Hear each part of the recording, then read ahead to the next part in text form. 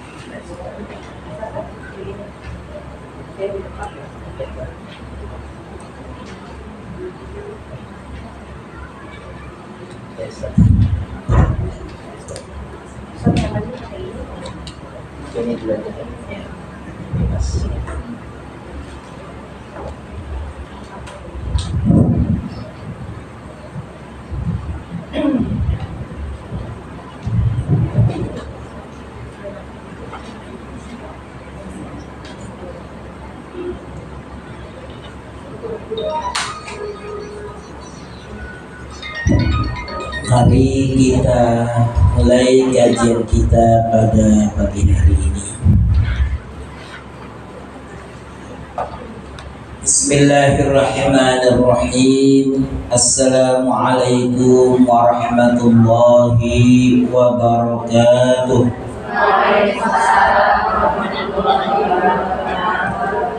Alhamdulillah. Alhamdulillahi rabbil alamin wal 'aqibatu lil muttaqin wala 'udwana illa 'alal zalimin. Asyhadu an la ilaha illallah wa asyhadu anna Muhammadan 'abduhu wa rasuluh. Allahumma salli ala nabiyyina Muhammadin wa ala alihi wa sahbihi ajma'in, amma ba'd.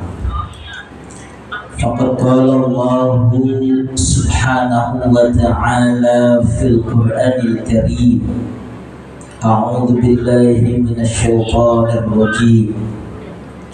Faqul hal laka ila an tazakka wa ahdiyaka ila rabbika fatakhsha fa'arahu al-ayata al-kubra fakadzdzaba wa 'asa thumma adbara yas'a fahashara fanada faqala ana rabbukumul a'la ila akhir ayat.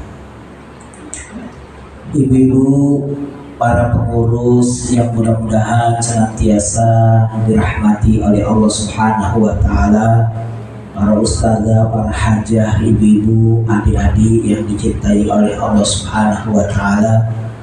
Alhamdulillah, kita yang hadir di tempat ini semoga senantiasa mendapatkan rahmat, hidayah, inayah dari Allah Subhanahu wa taala, dan semoga kita senantiasa istiqomah dalam menjalani setiap aktivitas dan kewajiban kita.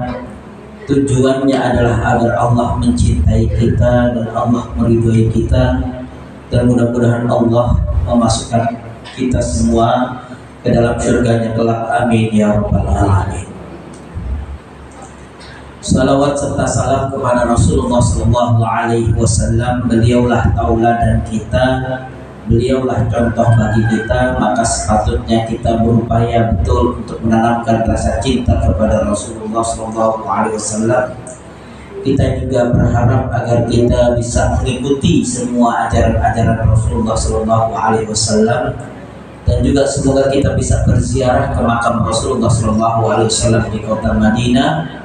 Dan juga semoga kita semua mendapatkan syafaat dari Rasulullah Sallallahu Alaihi Wasallam. Amin ya rabbal alamin. Ibu-ibu yang dirahmati oleh Allah, mohon maaf sekali tadi saya sampai sini jam 9 kurang, tapi kondisinya mungkin perlu sedikit duduk, jadi saya di bawah tadi istirahat sejenak. Yang saya dengar ada rencana, masya Allah ya, umroh bersama ya di bulan Oktober. Jadi memang kalau sudah rezeki itu tidak disangka-sangka, yang penting adalah niatnya yang kuat ya. Saya dulu kangen juga ya setelah pandemi itu pergi ke Mekah, apalagi kemarin awal-awal Januari saya kangen sekali kepada makam Rasulullah SAW. Lagi kangen-kangennya tiba-tiba ada telepon, Ustaz 4 hari lagi berangkat ya, mana paspornya? Langsung berangkat, alhamdulillah. Dari bulan lalu saya baru pulang dari sana ya, alhamdulillah suasananya agak kredit ya, tapi insya Allah ya nanti di bulan-bulan yang akan datang itu sudah stabil lagi ya. Biasanya kredit itu di akhir-akhir tahun ya, bulan November, bulan Desember dan sebagainya.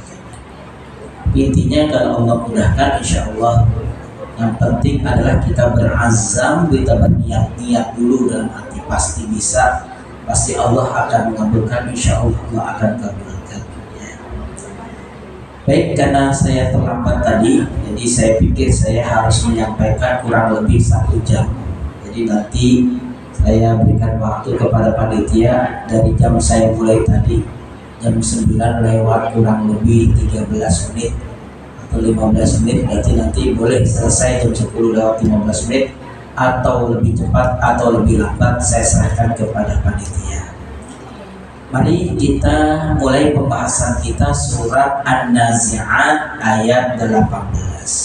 Saya mundur 1 ayat ke belakangnya ya. Ayat yang sebelumnya itu ayat 17-nya adalah idhab ila fir'auna innahu tagha faqul hal laka ila an tazakka wa ahdiyaka ila rabbika fatakhsha. Di dalam poin atau ayat yang sebelumnya itu Allah telah memerintahkan Nabi Musa untuk mendatangi Fir'aun. Idhab ila Fir'aun. Jadi kepergian kita, keberangkatan kita ataupun usaha-usaha kita, lihat bagaimana perintah Allah. Kalau kita ini banyak dosa, kira-kira orang yang banyak dosa itu apa? Tentunya Allah menyampaikan ayat wasari'u ila magfiratin min rabbikum, segerakanlah oleh kalian untuk mendapatkan ampunan dari Tuhan kalian. Berarti kalau kita berdosa, kita harus kembali kepada Allah dan beristighfar. Ada ayat yang lain wa anibu ilallah, dan kembalilah kalian meminta ampunan kepada Allah. Ada ayat yang lain wa tubu ilallah, dan taubatlah kalian kepada Allah. Nah, Nabi Musa sudah dalam kondisi 10 tahun berada di negeri Madian bersama dengan mertuanya Nabi Syuaib. Saat itu kemudian dalam kehidupan sehari-hari Nabi Musa dipanggil oleh Allah dengan arti lain mendapatkan wahyu melalui malaikat Jibril. Apa perintahnya? Idhab ila fir'auna innahu tagha. Ya, jadi kalau bahasa kita itu, wahai Musa yang sudah kamu lama tinggal di negeri Madian ya, bersama dengan mertua kamu Nabi Syuaib, sekarang waktu kamu harus meninggalkan mereka dan engkau temui Fir'aun dan dakwahkan mereka. Itu pembahasan kita yang terakhir kemarin. Cek tadi. Atau baterainya habis ini? Tes. Buka lagi. Pakai yang tadi. Ya. Kayak ini baterainya.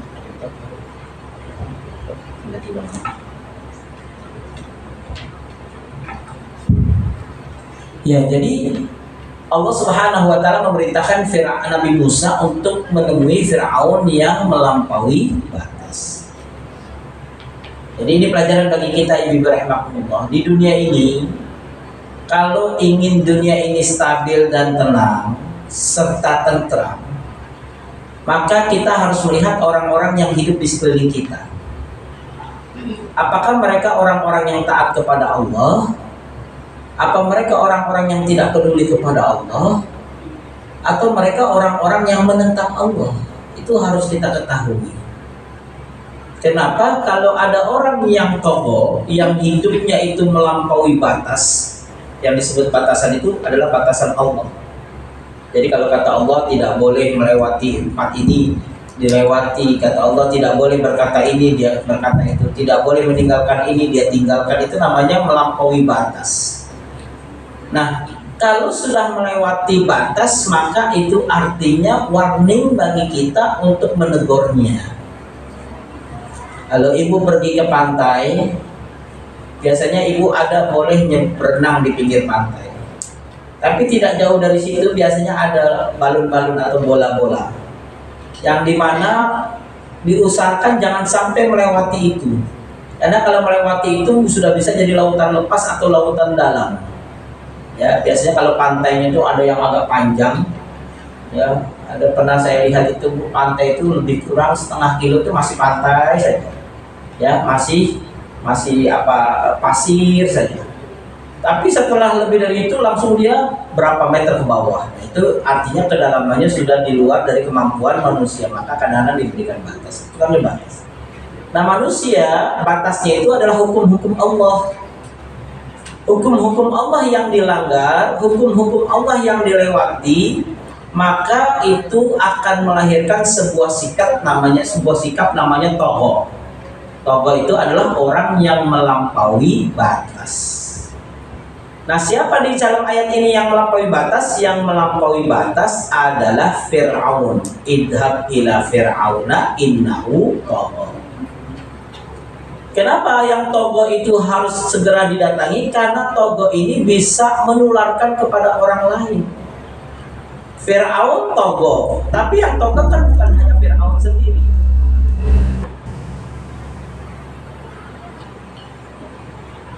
Jadi Fir'aun itu togo, tapi yang togo bukan Fir'aun sendiri. Tentara-tentaranya, para orang-orang di sekelilingnya, pengikut-pengikut setianya itu pun jadi ikut togo. Karena ada togo yang dibiarkan. Maka sebelum togo ini mempengaruhi dan merusak dunia ini, kemudian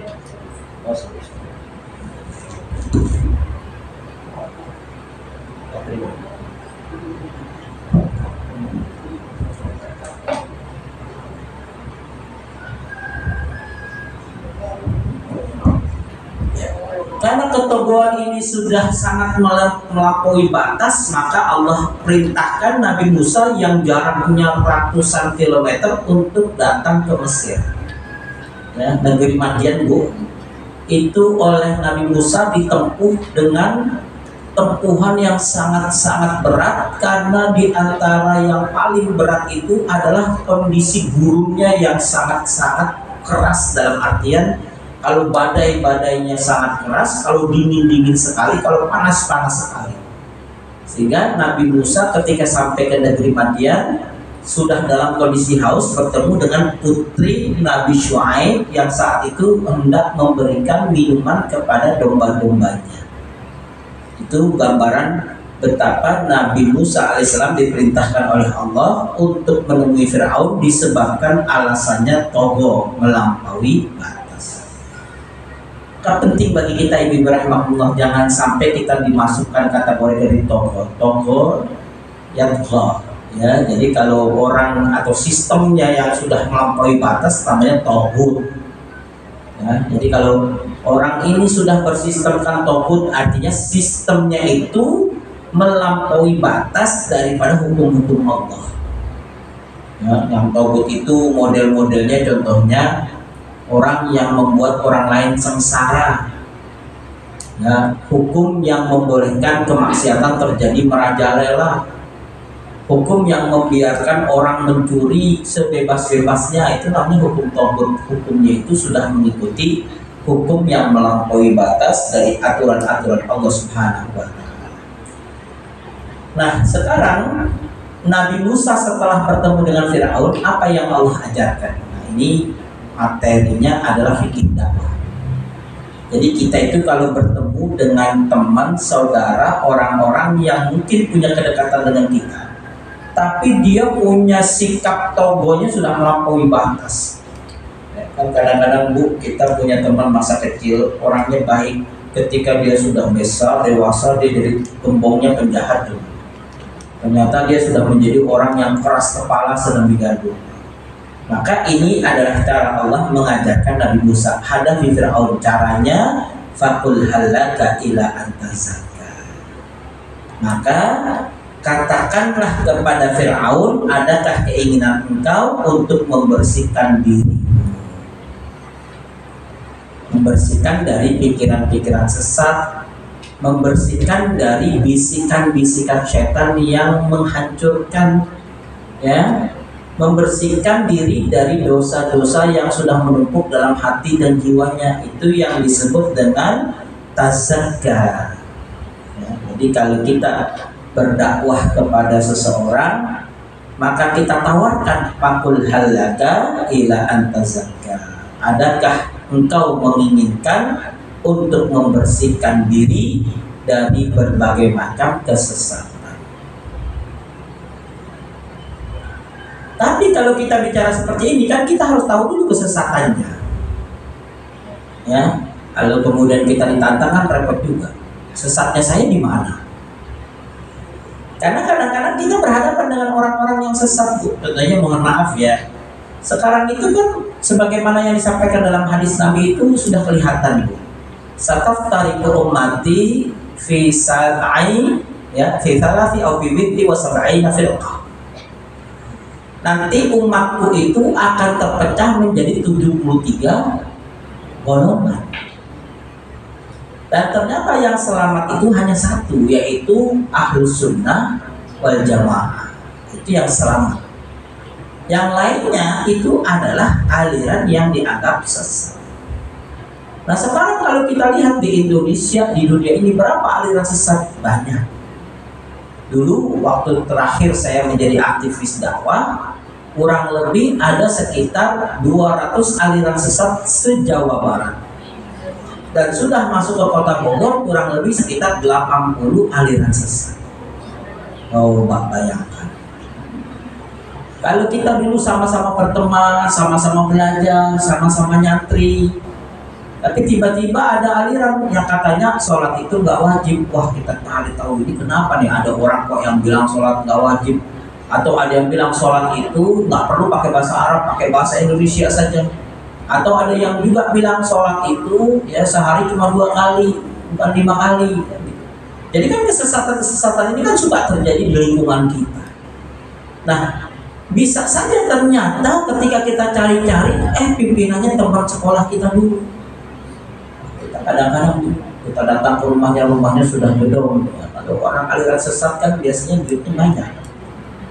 Ya, kita mau ketemu susah, padahal itu dulu teman sekelas dan masih CS gitu, masih akrab.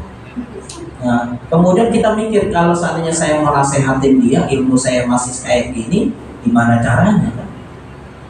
Maka dalam hal ini perlu pembekalan. Nah, pembekalan pertama itu adalah fakul halaka ila antazakka. Maukah engkau aku tunjukkan atau aku arahkan untuk menjadi orang yang membersihkan diri. Itu dakwah dari Nabi Musa. Nah, qabla an nuzakkil akhar, alaina an nuzakki anfusana. Sebelum kita membersihkan orang lain dari dosa-dosanya, maka kita perlu untuk membersihkan diri kita dari dosa-dosa. Jadi kita harus cross check diri. Dosa kita apa, dosa yang ingin kita perbaiki apa. Contohnya kita ingin mengatakan bahwa kamu itu suka memakan makanan yang haram. Dengan cara kamu begini-begini, kamu jadi bos rentenir, kamu menjadi ini dan sebagainya, itu haram. Kemudian kata dia, lah kamu sendiri kemarin pinjol, kamu kemarin ini, gitu. Jadi akhirnya kita seakan-akan tertembak dengan dakwah kita sendiri. Maka ila antazakka itu artinya bahwa Nabi Musa diperintahkan oleh Allah untuk mendakwahi Fir'aun agar Fir'aun membersihkan dirinya dari kesesatan. Tapi sebelum kau hadapi Fir'aun, hadapilah dirimu. Adakah perbuatan-perbuatan yang buruk yang menyebabkan engkau berdosa sehingga sulit bagi engkau mengajak dia untuk berdakwah? Ya, jadi poin yang pertama di sini adalah ila antazakka.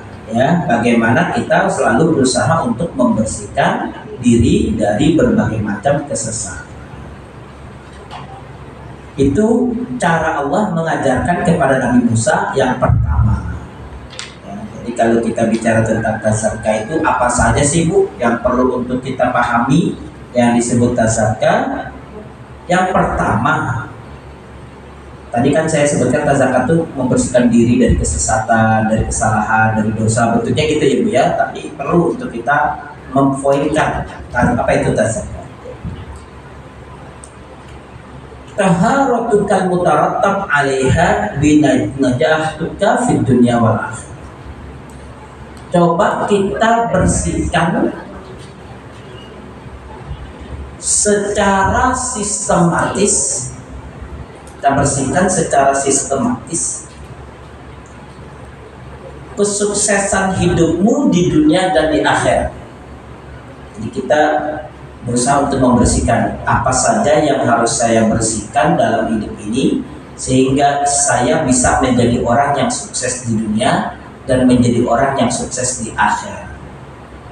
Apa saja yang harus kita bersihkan. Nah, itu tergantung pada diri kita sendiri.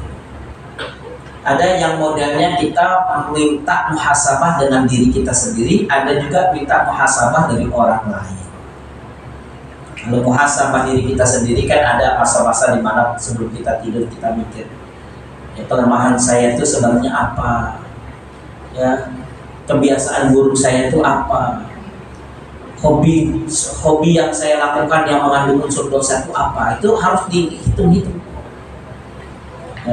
Ya, ada orang punya hobinya itu buang sampah di rumah orang lain gitu kan, nah, hobi gitu ya, senang aja.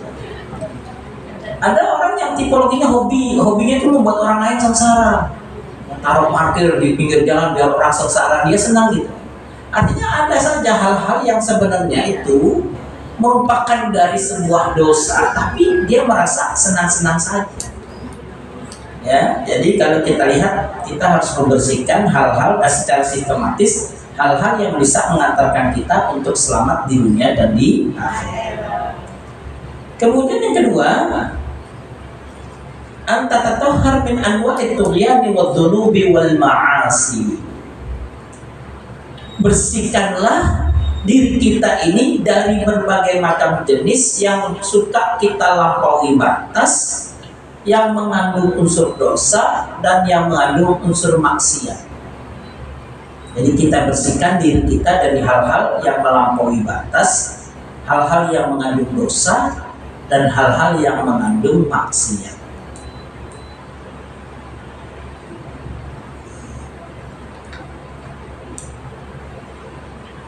Apa perbedaan antara dosa dan maksiat? Zanbun wa asun. Kalau ibu menghina orang itu masuk kategorinya apa? Menghina orang kategorinya apa? Dosa atau maksiat? Dosa. Kalau ibu meninggalkan sholat masuknya kategori apa? Dosa atau maksiat?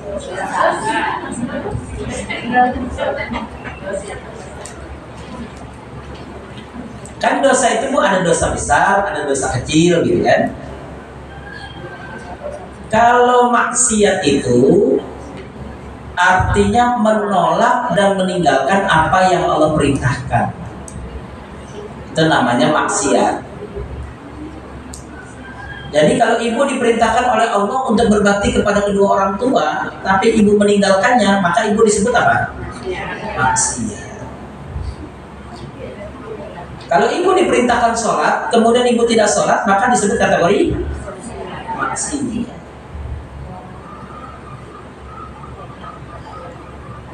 Sedangkan dosa itu perbuatan yang Allah benci, yang tidak boleh kita lakukan, sedangkan kita mengerjakannya. Allah bilang jangan menghina orang lain, kita hina orang lain, dosa kita. Allah nggak senang kita kerjakan.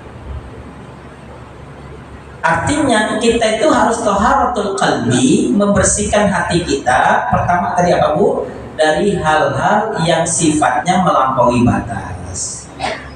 Kata Allah, makanlah, minumlah secukupnya, makan bakso 5 piring, akhirnya nggak bisa sholat karena apa? Kekenyangan. Itu namanya melampaui batas. Tapi kalau 7 piring masih cukup Ustaz, terus masih bisa yang lainnya, ya mungkin karena kapasitasnya yang lebih kan gitu kan. Tapi tidak boleh berlebihan gitu. Jadi yang disebut berlebihan itu kan yang apabila dia melakukan itu menyebabkan dia itu tidak disenangi oleh Allah dan dia meninggalkan kewajibannya, termasuk belanja gitu ya. Kita tuh kan kadang-kadang tidak tahu standarisasi, Bu.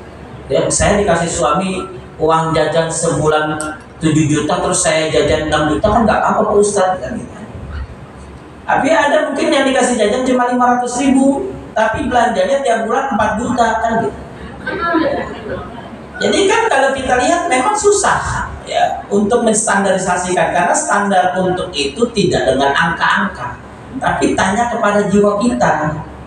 Ya, kamu itu sebenarnya kategori orang yang makannya banyak atau sedikit? Saya sebenarnya makannya banyak Ustaz, tapi nyicil. Setiap setengah jam makan lagi, setengah jam makan lagi gitu kan. Banyak kalau dihitung-hitung ya. Atau saya orangnya makannya sedikit besar ya, tapi sedikit waktunya, tapi sekali makan langsung banyak gitu kan. Jadi kita ini dalam hal ini melihat apa saja yang kira-kira melampaui batas. Melampaui batas itu bisa batas pikiran, batas juga perasaan, pokoknya melampaui batas. Ada orang takut tapi saking takutnya itu juga bisa melampaui batas. Ya, jadi ini menggambarkan kepada kita ya. Jadi ini menggambarkan kepada kita bahwa sesungguhnya kita itu harus menghitung-hitung hal-hal yang melampaui batas. Itu namanya kita mensucikan secara sistematis dari hal-hal yang melampaui batas, dan juga dari hal-hal yang sifatnya dosa, dan juga dari hal-hal yang sifatnya maksiat.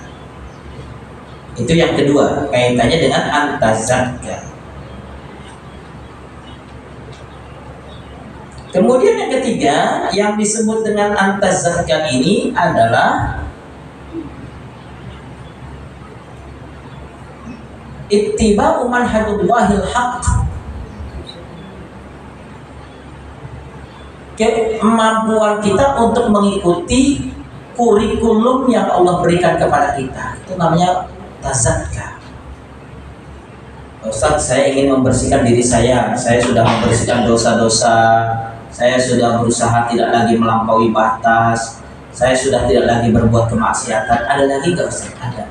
Ittiba'u manhajillah, ikuti manhaj yang Allah berikan. Itu sama saja kita berjalan di atas jalan yang mensucikan diri kita. Jadi sebenarnya kumpul kita di tempat ini, selain kita hadir menuntut ilmu, kita sedang berusaha bagaimana mencari cara bagaimana agar kita bisa mensucikan diri kita dengan mengikuti apa yang Allah ajarkan kepada kita, yaitu Al-Quran dan hadis Rasulullah SAW. Selanjutnya, wa ahdiyaka ila rabbika fatakhsha. Ayat 19-nya Bu ya. Dan engkau akan aku ajarkan atau aku pimpin ke jalan Tuhanmu agar engkau takut kepadanya.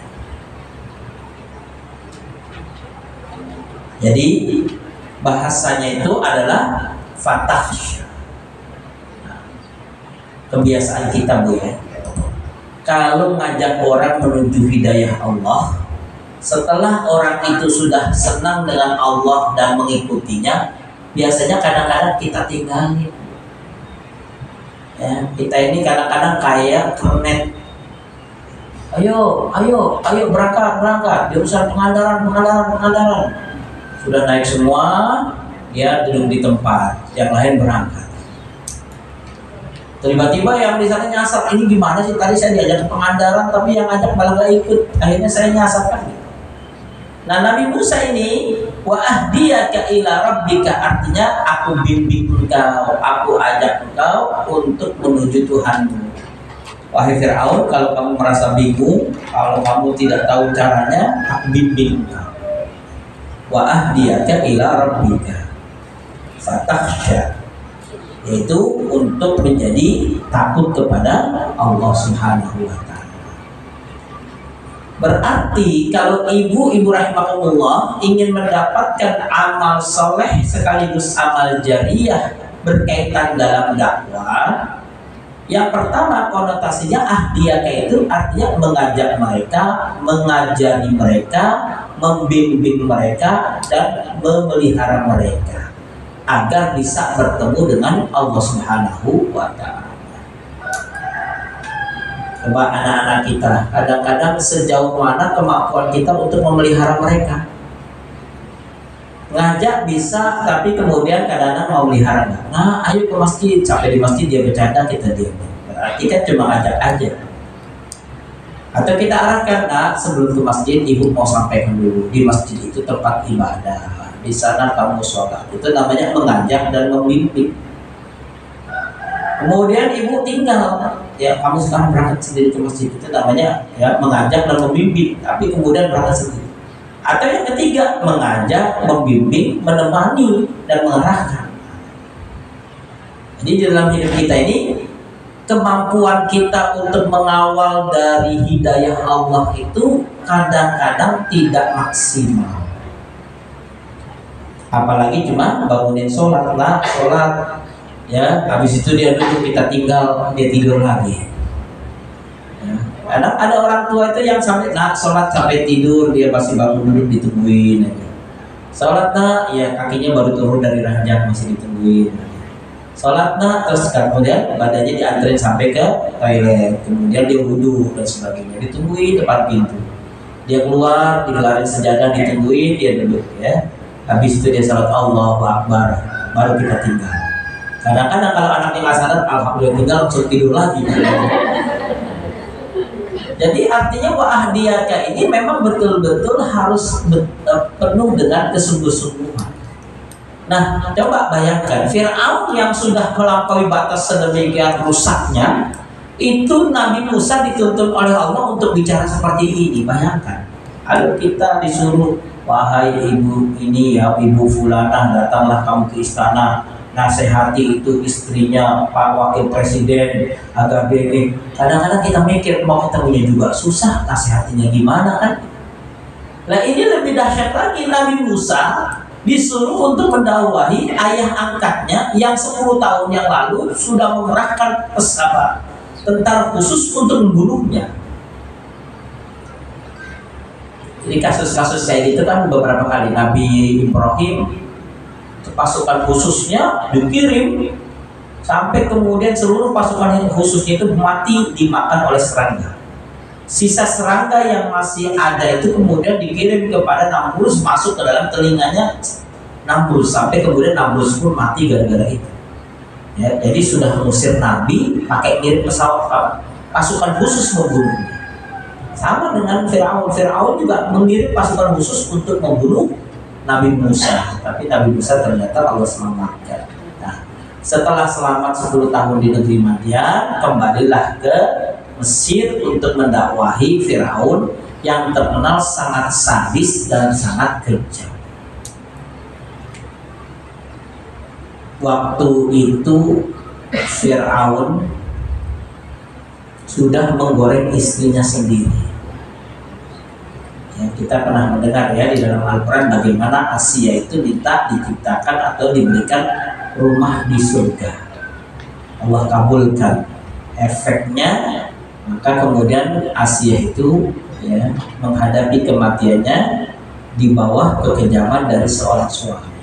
Jadi kalau istrinya Asia saja sampai diberlakukan seperti itu, bagaimana dengan Nabi Musa yang selama ini dikejar-kejar datang ke situ, kira-kira akan diperlakukan sama atau lebih kejam lagi kan?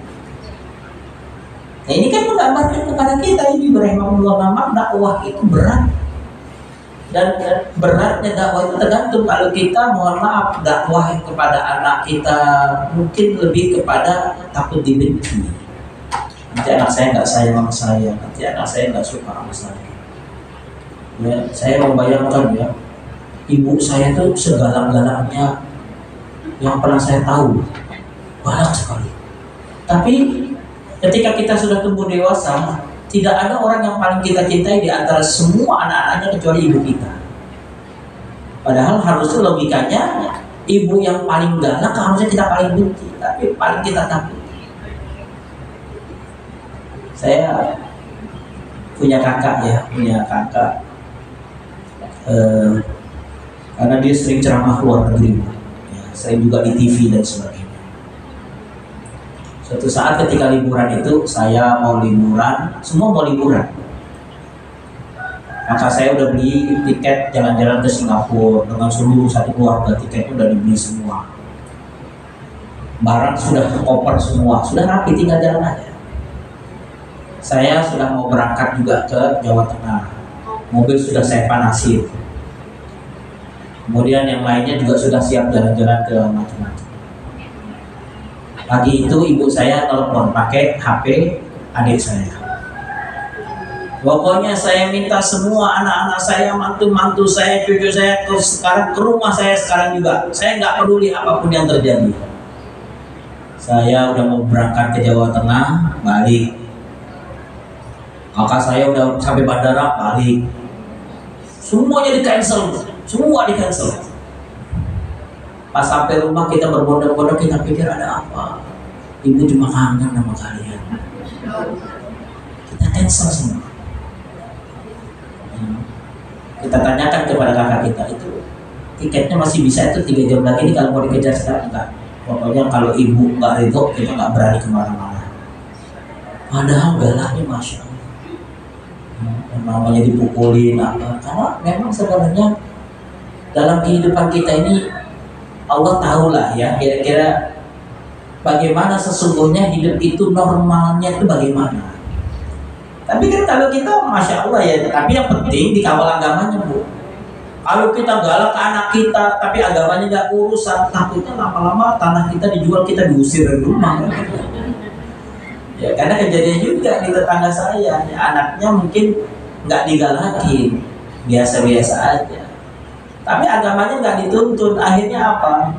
Ya datang seseorang, Bu, mohon maaf ini rumah saya, ini surat-suratnya. Loh, ini punya saya, nggak tahu saya udah dijual oleh Pak ini. Ini anak saya, iya dia yang jual, saya udah beli sekarang. Jadi artinya bahwa di dalam kehidupan kita ini kadang-kadang kita menakutkan sesuatu yang harusnya kita tidak takut, dan kemudian kita tidak takut sesuatu yang seharusnya kita takut.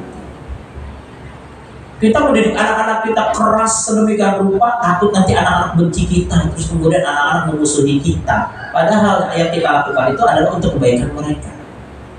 Atau sebaliknya, karena kita saking takut dengan anak-anaknya, akhirnya kita nggak pernah marah, kita nggak pernah ini. Tapi ketika sudah besar, akhirnya dia menyengsarakan kita.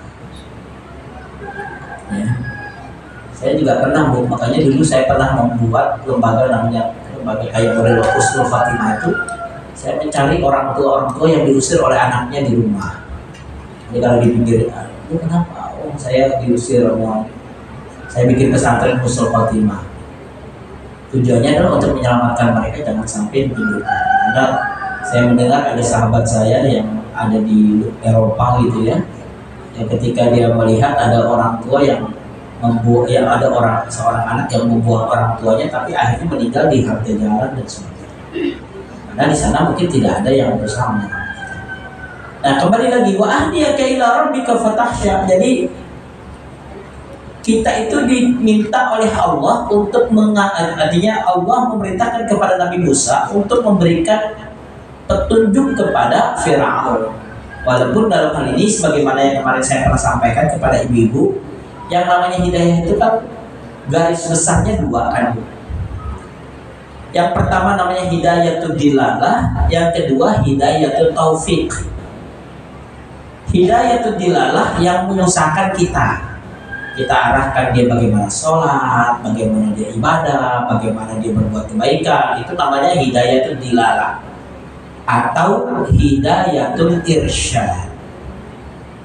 Jadi wah diaga, maukah engkau aku berikan petunjuk itu, hidayatul dilalah atau hidayatul irsyad, karena bentuknya petunjuk-petunjuk.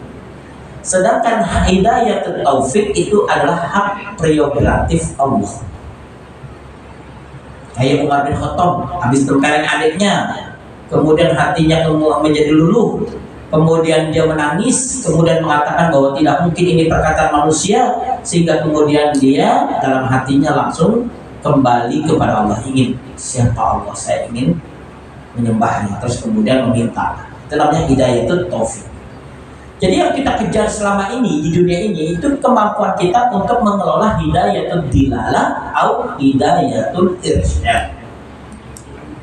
Ibu ingin anak ibu kita sholat gimana caranya? Wah, pokoknya ibu atur macam-macam.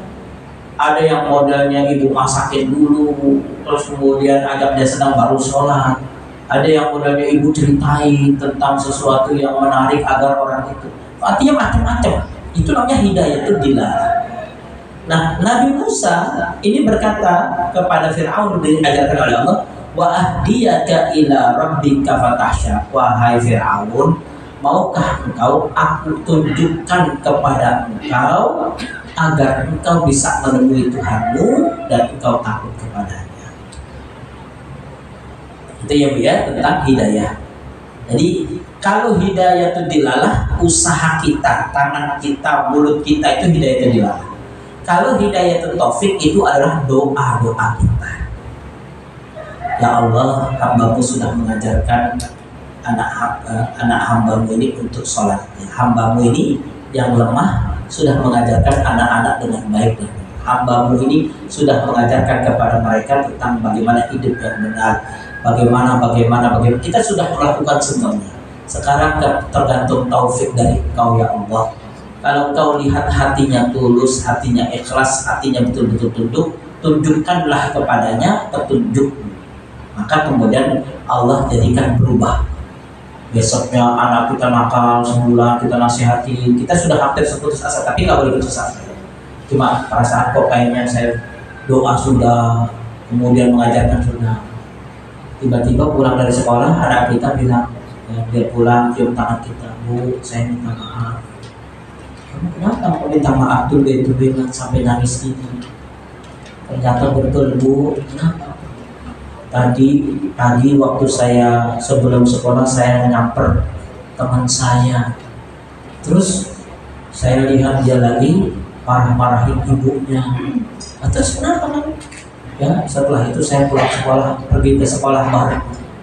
Lagi istirahat, kemudian dia pergi ke sekolah, dia bolos, dia marahi gurunya. Ya, aku lihat sendiri Bu, dia pergi dalam kondisi marah, dalam kondisi kecewa, kemudian dia tabrakan dan meninggal.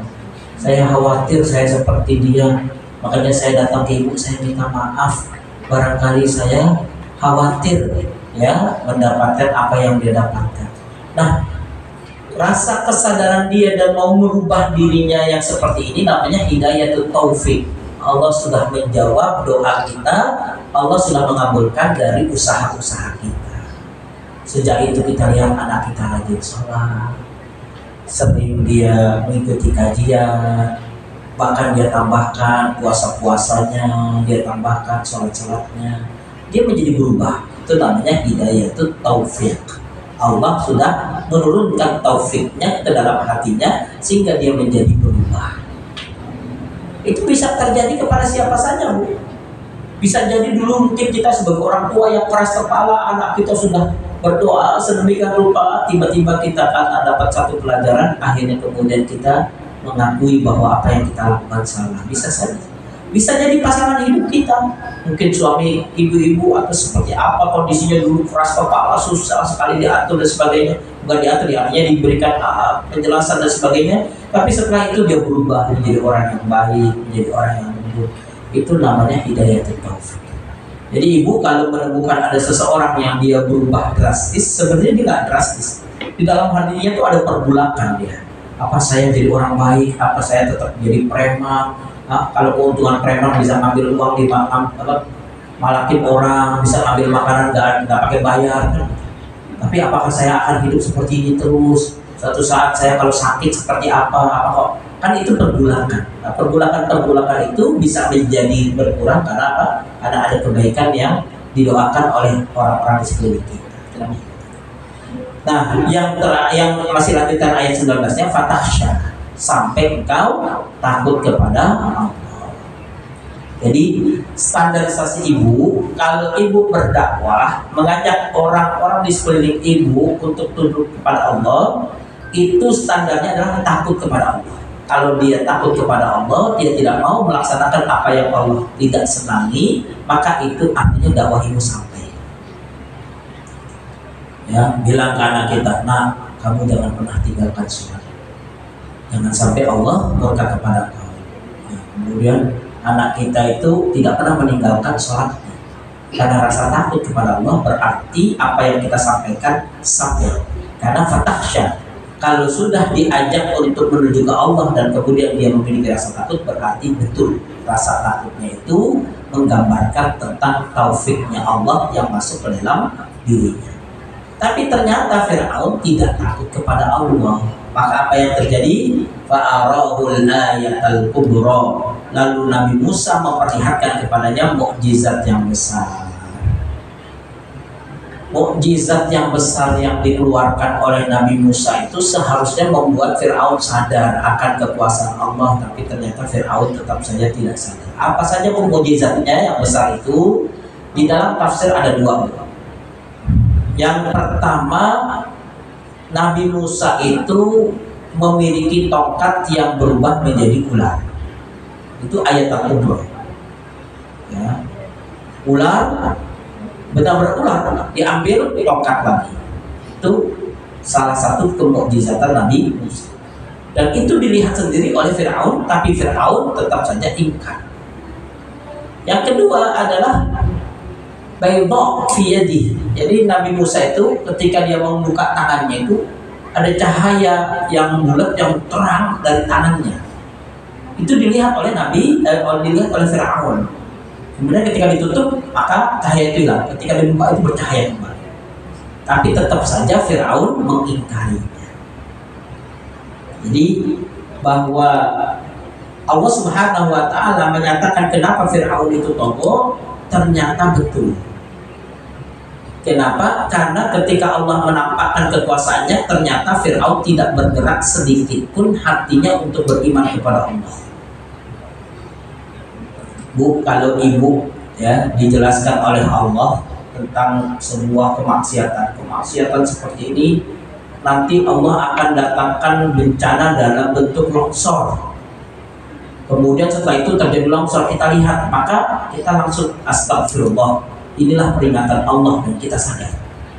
Tapi ada orang yang samping tetangganya sudah longsor, kemudian setelah itu dia tetap aja maksiat. Berarti dia tidak bisa memahami apa yang sudah Allah sampaikan di dalam kehidupan.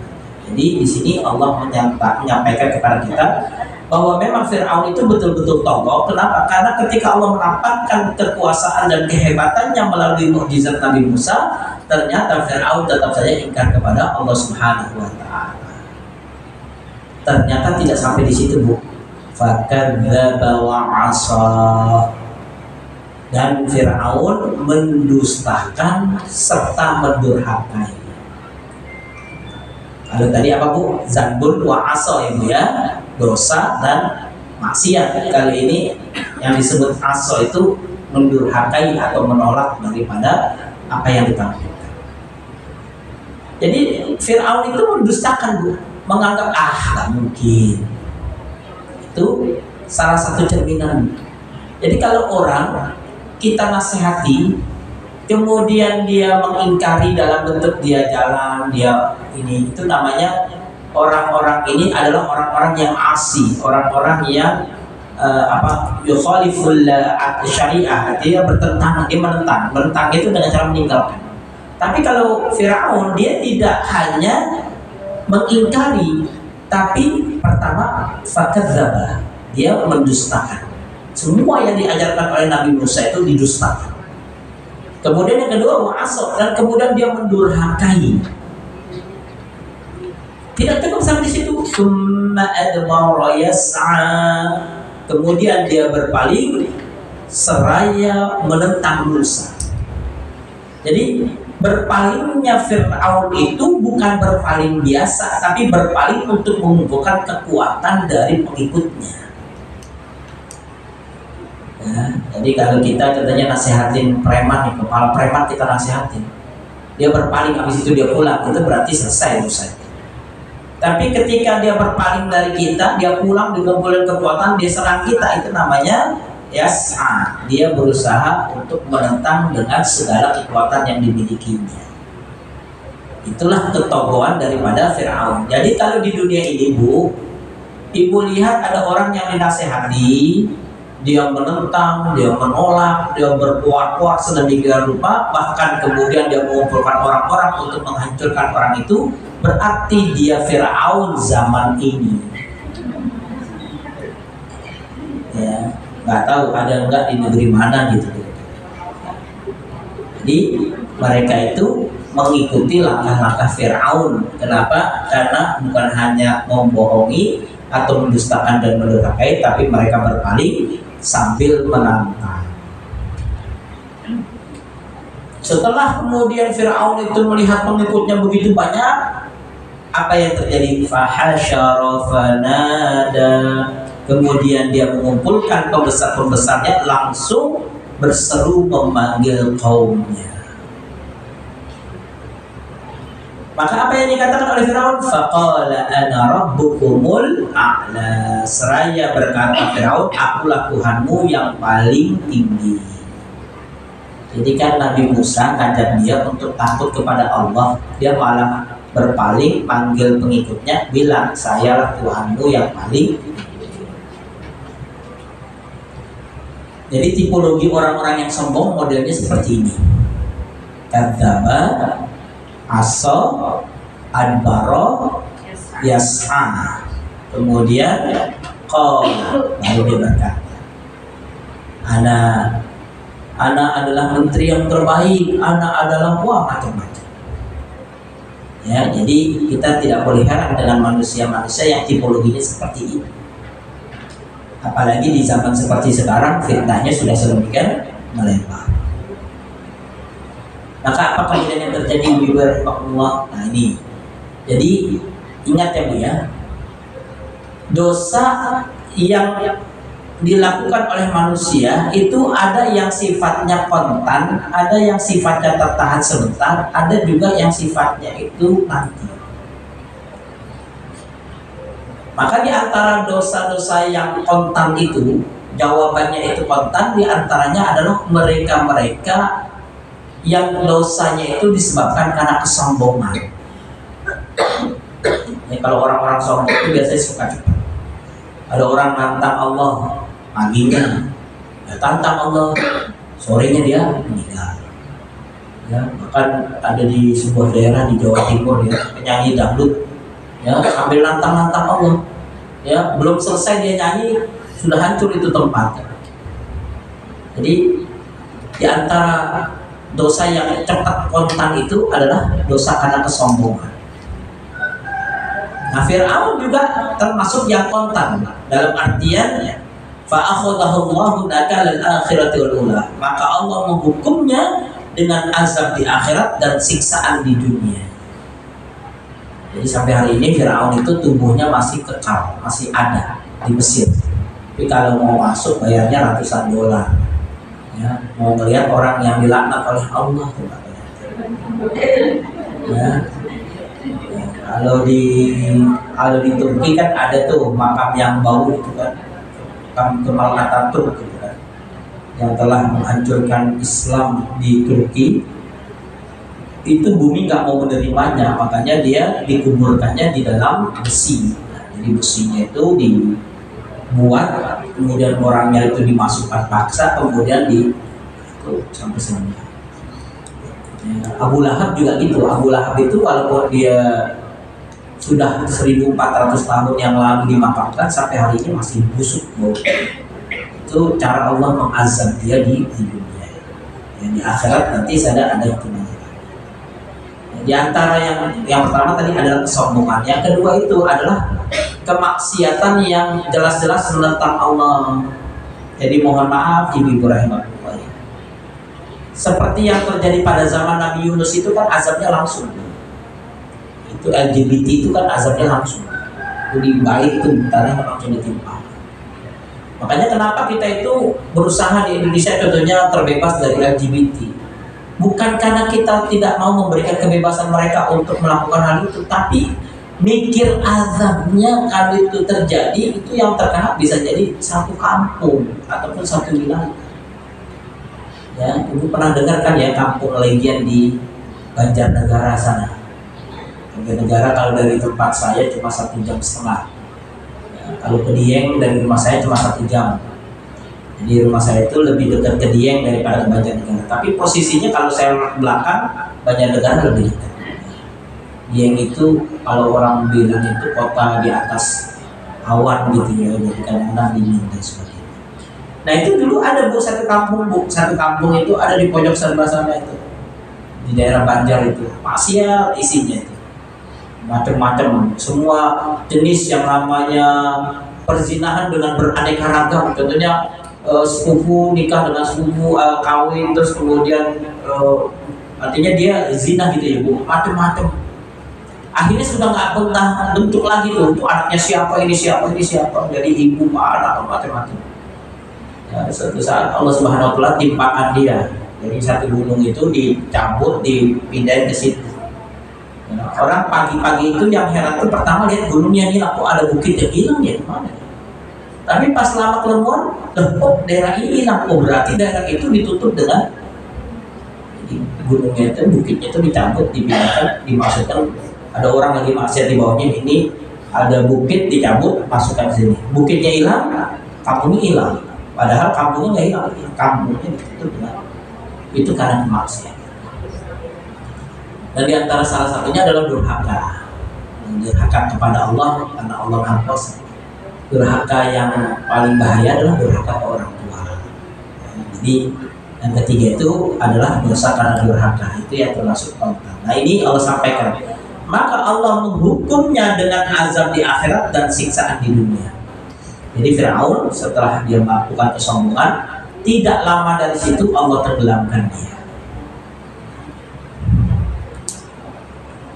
Kemudian inna fi dzalika la'ibratan liman yakhsha. Sungguh pada hal yang demikian itu terdapat peringatan atau pelajaran bagi orang-orang yang takut kepada Allah.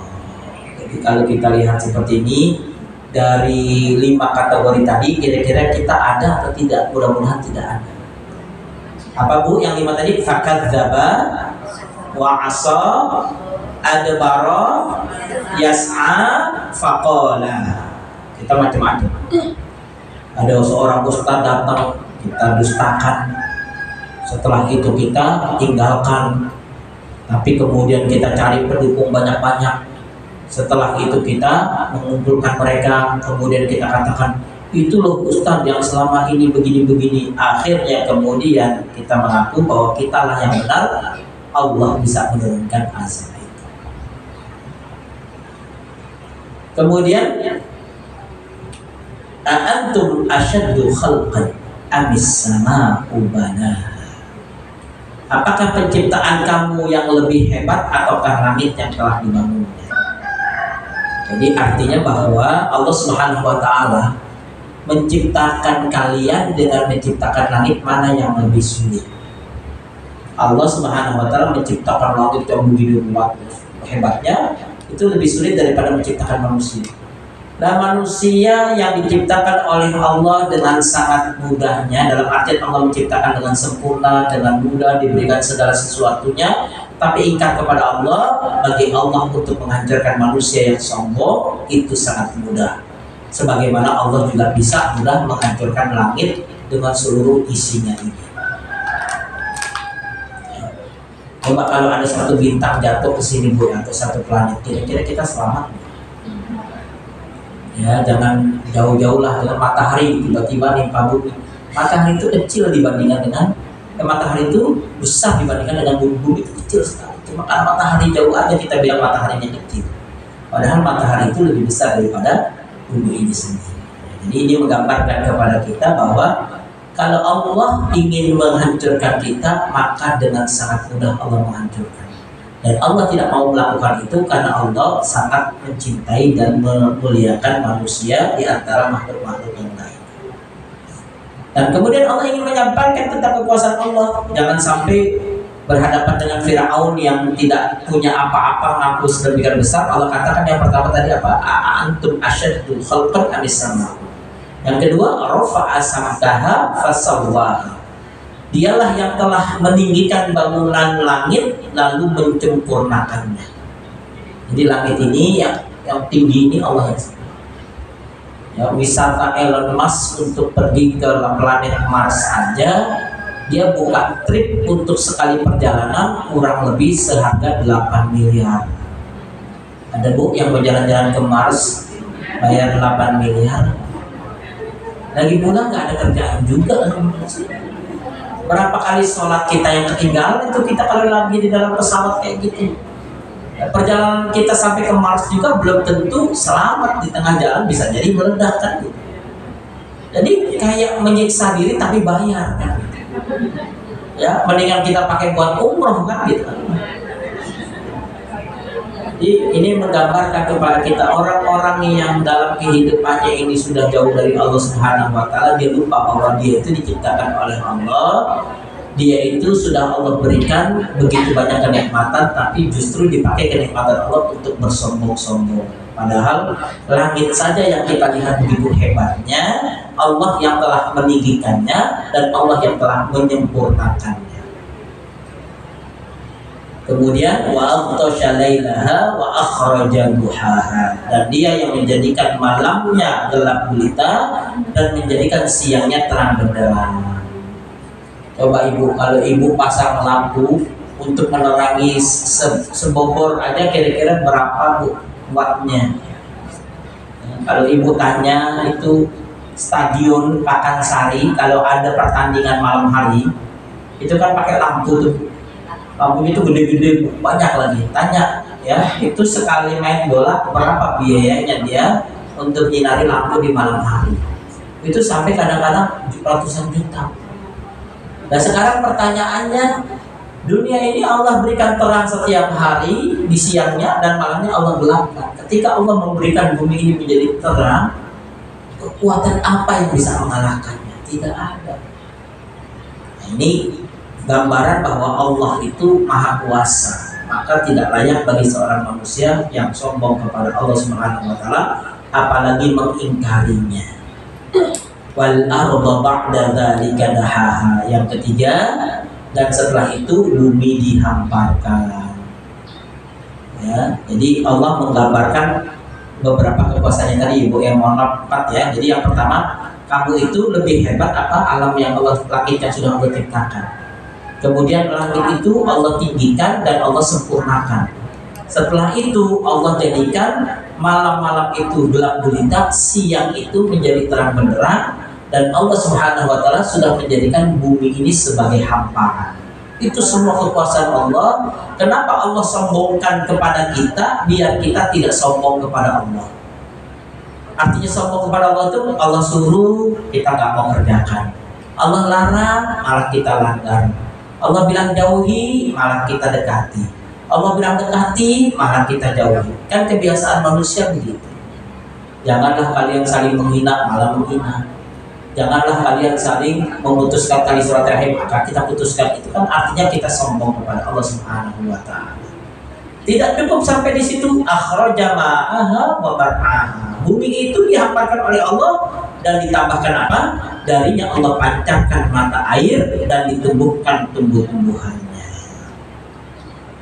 Jadi mata air yang ada di bumi ini bu semuanya adalah milik Allah. Makanya kenapa kita ini kalau di ibu kota itu biasanya air kita itu banyak yang butek-butek.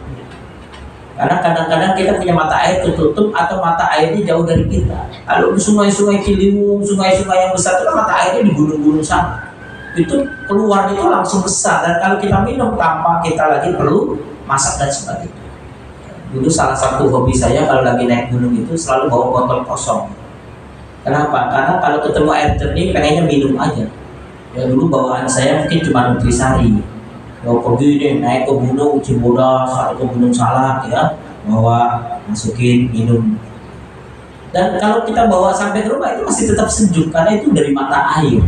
Jadi kalau kita lihat sekarang mata air kita dikuasai oleh perusahaan-perusahaan air. Ya, ada Aqua, Buatang itu di sana semua bu, di daerah Cisaat itu. Java Naspa ke atas itu semua sudah sumber mata air semua. Padahal yang mengeluarkan mata air itu adalah Allah. Kita ini hanya mendapatkan ampasnya. Kadang-kadang sudah kotor sampai cioma sudah kotor, kemudian dibersihkan ulang, dimasukin ke tangki, terus kemudian masuk ke rumah-rumah kita. Ya. Jadi kalau kita pikir-pikir, kita ini kadang-kadang kurang bersyukur kepada Allah Subhanahu wa Ta'ala. Dan yang selanjutnya, yang terakhir, wal jibala arsaha, dan gunung-gunung dipancangkan dengan teguhnya untuk kita. Jadi kalau Allah menunjukkan kekuasaannya yang sedemikian rupa, alasan apa kita ikat kepada Allah, Bu? Coba kita bertanya kepada diri kita, berapa perintah Allah yang kita kadang-kadang tidak kerjakan, dan berapa larangan Allah yang kadang-kadang kita kerjakan. Padahal Allah punya kekuasaan yang sedemikian hebatnya, dan kita termasuk penikmat ciptaan Allah. Ada di sini, mohon maaf, yang dari lahir nggak minum air? Ada yang tidak butuh matahari?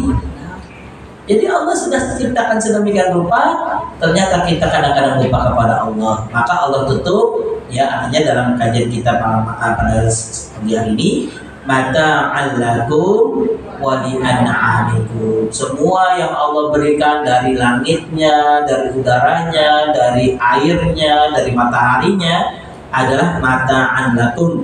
Semua itu adalah untuk kesenangan kalian dan untuk hewan-hewan ternak kalian. Pak Ustadz, saya nggak punya hewan ternak, tapi makan kan? Ya, nggak punya ternak ayam di belakang, tapi setiap hari makan chicken. Nggak pernah kemudian punya kambing di belakang, tapi sedikit-sedikit makan grill, makan ini dan sebagainya, makan sate.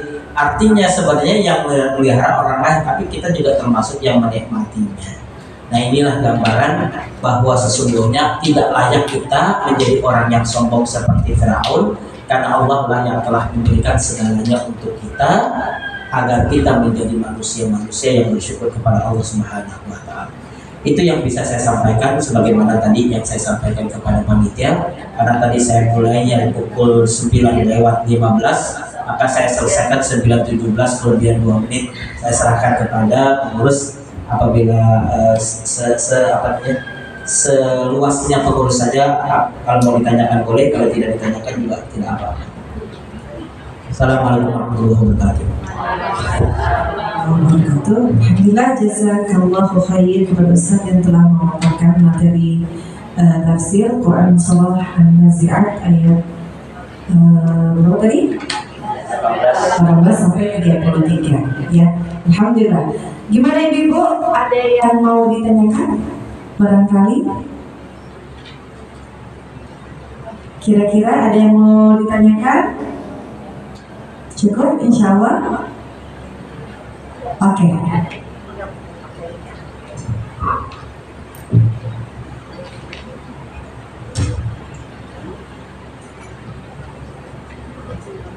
Assalamualaikum warahmatullahi wabarakatuh. Waalaikumsalam. Izin bertanya Pak Ustaz, ini di luar tema mungkin Pak Ustaz. Ada seorang teman, beliau bilang begini, bahwa kalau kita sholat ya Pak Ustaz, itu rambut kita itu harus dilepas gitu dari kunciran gitu. Karena alasannya kuncir itu, rambut itu ikut bersujud gitu Pak Ustaz. Tolong penjelasannya Pak Ustaz. Assalamualaikum warahmatullahi wabarakatuh.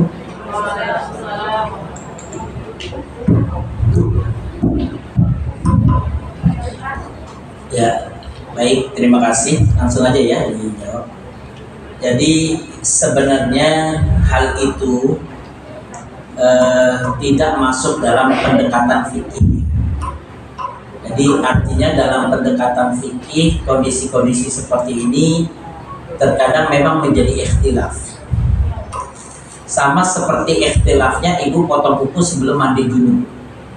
Itu terjadi ikhtilaf. Ada yang bilang udah potong aja, kalau mau potong terus mandi aja kan gitu. Tapi ada juga yang bilang jangan pernah dipotong sebelum mandi, setelah mandi baru kita potong. Karena itu ikhtilafnya adalah bahwa penyertaannya, bagaimana kita punya dalam kondisi tubuh kotor, kemudian kita gunting, terus kita nggak bersihkan lagi, kemudian kita mandi setelah itu kan. Atau seperti tadi. Nah, hal-hal yang seperti ini adalah khilafiyah. Khilafiyah itu artinya ada pendapat yang membolehkan, ada yang tidak membolehkan. Tapi terkadang ketika ada yang ingin memaksakan agar itu dilaksanakan, maka dia menambahkan dalil-dalil yang seakan-akan itu menjadi sesuatu yang masuk dalam ranah hukum. Kalau kamu tetap mengikat rambut kamu ketika sholat, maka kamu tidak sah, karena rambut kamu tidak ikut sujud. Kenapa? Karena rambut kamu seakan-akan tidak mengikuti dari gerakan tubuh. Contoh ya. Nah, ini merupakan sesuatu yang ditambahkan. Maksud saya begini, sebenarnya dalam hal ini rukuk dan sujud kita itu yang dibutuhkan kan anggota tubuh kita. Yang paling penting itu kan semua yang menyentuh ke tanah, wajah, dua tangan, dua dengkul, dan dua jari. Itu kan yang disebutkan dalam fikih. Sedangkan yang lain, contohnya kita pakai gesper atau nggak pakai gesper, ikat pinggang atau enggak dan sebagainya, kan ini sebenarnya tidak masuk dalam perdebatan. Termasuk mungkin kita punya kalung, tidak punya kalung dan sebagainya, itu tidak masuk dalam sebuah pembahasan. Nah, artinya yang seperti ini adalah pendapat yang ketika dia mengatakan tidak sah, itu berarti memasukkan sesuatu yang bukan pada tempatnya. Sehingga saya hanya ingin mengatakan begini, kalau dia melakukan itu memang karena kesombongan, itu iya. Saya mau sholat pakai cincin yang banyak biar dibilang hebat. Nah, itu berarti faktor hatinya itu yang tidak khusyuk, bukan faktor pakai cincinnya yang menjadikan itu. Jadi kadang-kadang ada orang yang dia punya penyakit hati dalam artian begini, dia punya sesuatu yang kalau dia tidak pakai itu kayaknya dia nggak nyaman. Jadi saya mau sholat tapi saya mau pakai cincin biar kelihatan keren. Jadi yang membuat tidak sah sholatnya itu adalah karena ada unsur riyaknya, karena dia menggunakan sesuatu. Nah, masalah mengikat itu juga masuk ke situ. Kalau kemudian kita bilang kamu kalau pakai rambut berarti pakai ikat rambut berarti kamu sombong. Kalau kamu lepas kamu nggak sombong. Apakah kemudian keterikatan sombong tidak sombong itu dengan ikatan rambut atau bukan? Kecuali seperti yang hadis Nabi ya, hadis Nabi itu yang rambutnya model-model sedemikian rupa, itu kan ada hadisnya, itu lain. Jadi yang ingin saya sampaikan di sini memang ketika kita dalam sholat, selama rukun dari yang anggota tubuh kita itu sudah sempurna kita laksanakan, dan ada hal-hal yang kecil yang di sekeliling kita yang kemudian itu mungkin terjadi perbedaan-perbedaan, maka ini tidak bisa dijadikan sebagai landasan sah atau tidak sahnya seseorang sholat. Kan kadang-kadang mohon maaf ada orang yang rambutnya panjang ketika sholat malah jatuh, malah berantak, maksudnya malah bisa menyebabkan dan sebagainya. Artinya kan tergantung pada kondisi. Jadi yang ingin saya sampaikan, silahkan kalau ada orang berpendapat seperti itu untuk dirinya. Tapi kalau dia kemudian menyamaratakan orang lain seperti dirinya sehingga dia tidak sah sholatnya, maka ini bukan pada ruangannya atau bukan pada tempatnya. Jadi seperti itu Bu ya. Jadi sehingga itu adalah keyakinan sendiri yang mungkin tidak perlu untuk disosialisasikan sehingga menjadikan kekisruhan di antara ibu. Ya Allah, saya dari dulu memang ikat rambut dulu, nggak pernah sah sholat saya, kan gitu kan. Nah, itu jadi membuat kita mutasyakik, maka bukan di situ. Baik Ustaz, terima kasih. Enggak, silakan. Iya, sebentar ya. Assalamualaikum warahmatullahi wabarakatuh. Waalaikumsalam warahmatullahi wabarakatuh. Kan kita kalau sholat itu kan suka lupa tuh. Kalau misalkan udah 2 rakaat harusnya tahiyat, kita malah berdiri belum tahiyat. Tapi pas berdiri kita ingat gitu. Apa kita harus duduk lagi atau kan lanjutkan baca suratan selanjutnya sampai selesai lalu sujud sahwi atau gimana Ustaz? Ya, jadi betul tadi ya. Sehingga kalau kita lihat kondisinya pada hayah kita kondisi. Kalau gerakan kita masih belum maksimal, itu masih bisa duduk lagi. Tapi kalau kita sudah tumakninah, sudah takbir, sudah ini baru ingat, ya sudah lanjutkan. Kan kadang-kadang kita ada yang baru setengah bangun, dan ternyata saya harus tahiyat, kan duduk lagi, itu nggak masalah. Jadi jangan sampai ketika sudah dalam posisi di mana kita sudah dalam gerakan yang selanjutnya. Ya, jadi kalau sudah Allahu Akbar baru ingat, jangan duduk lagi. langsung lanjutkan, niatkan nanti di sujud sahwi. Ya. Tapi kalau sebelum itu, yang sudah diri tapi belum takbir atau belum ini, masih bisa diri. Ya, makanya iya. Barangkali itu. Terima kasih. Satu lagi, Ustaz. Oh iya, ada. Assalamualaikum.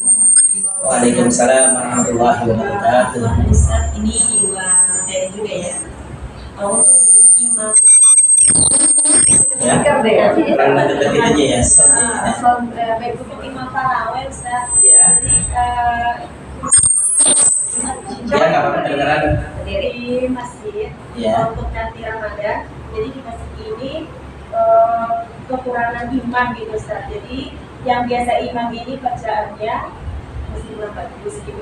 Sementara di situ kan ada santri-santri yang bacaannya lebih bagus, tapi karena mereka tahu tanggung jawab imam itu berat, katanya jadi merasa nggak pantas gitu, belum berani kayak gitu Ustaz.